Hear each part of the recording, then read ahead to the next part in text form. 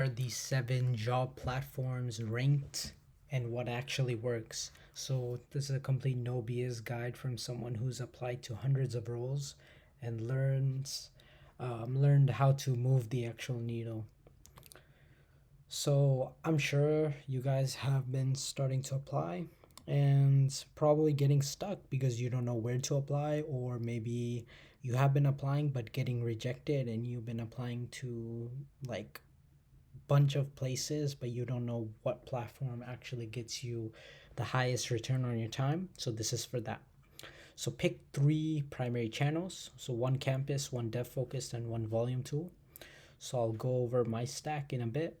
Tailor 3 to 4 resumes. So I usually go with 3 to 4, one front end, one back end, one data, and then use the AI tools to optimize them quickly, and then you will automate and personalize them. So the volume gets the applications, but the personal notes will get you the actual interview there. So the first one we have is Handshake.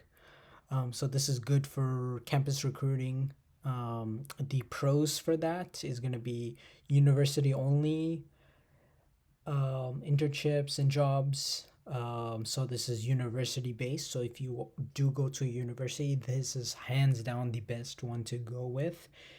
Some listings are very low effort, so move fast, okay? Like apply right when you can for that one. And then pro tip is to set alerts for your school and target locations through the actual website or app. Next one is JobRite AI. So it's best for AI assisted matching and resume optimization. So you basically just tell it what roles you want and it'll match your resume to those roles, and then it will give you those roles. And you can even have it sent with an email as well. And then why use it? So it scans the language, suggests your edits, and then helps you tailor your resume. It is paid to use that option, so I recommend just using the free part of it, which is to basically upload your resume and it finds you roles. And then don't blindly accept every AI suggestion if you are doing the resume, because it might not always be correct. And then again, create 3 to 4 resume versions that you'll reuse. And then the third one is one of my favorites, is the GitHub internship and full-time role, plus the LinkedIn auto apply. So these are ranking at 3 and 4. So the GitHub list is best for actual engineering internships, and then it's curated dev focused roles, but not on generic boards. And then a tip is to apply with project, to have projects on your resume with the GitHub repo link. The LinkedIn, okay, with LinkedIn, I recommend using the auto apply because it's quick for mass applying and it gives recruiter visibility. You can use the regular LinkedIn applications, but I found sometimes they're like very, I don't know, very scammy, right? Everyone does apply to the auto apply, but I have personally had some reach outs through it, especially if you have a really good profile, which is really optimized. So you optimize your profile and then follow up to stand out. Next, we have Simplify Jobs. So Simplify is so clutch. It basically automates form fills and tracks submissions. It's the downside is the lazy automation sometimes lowers the reply rates if the automation misfills it. So after it fills it out, just skim through it and review it to make sure. And then the pro tip is to automate forms but add the personalized messages. So maybe some applications, they might ask you like certain paragraph based questions. So this is definitely a place where you would need to use your own mind and brain to do it right. And then a volume, so this is a volume hackers like dream tool. I use it, it's amazing. And I will say, if you want to know all of the tools that I used and how I got my internships at Apple and Verizon, check the top link in the description. I hope that helps you. Next, we have Indeed and Glassdoor. So Indeed is the best for sheer volume and discoverability. So every recruiter posts on there. And then a tip is to use the company filters, apply to high signal postings only. Now everyone on their mom is on Indeed, so you know I put it very low on the list because if you are extra hungry, then go on here. Otherwise, use the other ones listed above because those will give you the best bang for your buck.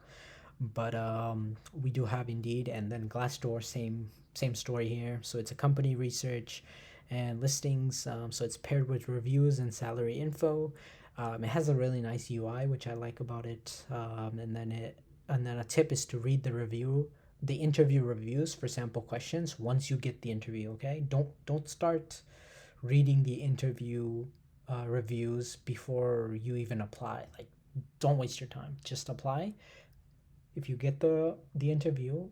So I'll make a separate video on this, what to do once you get the interview. But I do recommend to not even look at the requirements and just apply, and then go back and then look at it if you need. So track everything, right?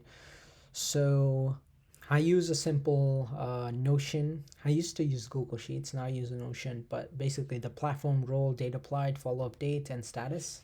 So I used to really track it very meticulously, but then I just started switching to a tally based system. So I would apply to literally last cycle I applied to like 400.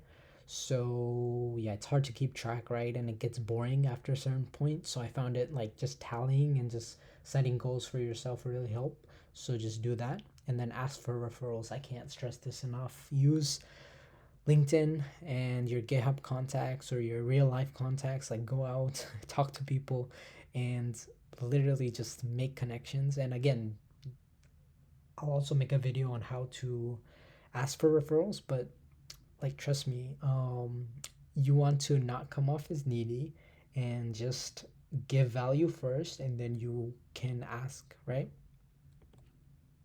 And the quick action plan for today is consistency wins. So pick two platforms. So choose from the 7 we covered. If it were me, which is Handshake, and then Simplify, and then build 2 resume versions. So tailor it to target your top roles. So maybe it's data and full stack, and then apply to 5 roles today. So I do 10 a day, but you can start off with 1 a day or 5 a day, however much comfortable you are. And again, check out the top link in the description if you are wanting to take the same path I did on how I got my Apple and Verizon internships without basically zero coding experience. And yeah, thank you guys so much for watching, and I'll see you in the next one.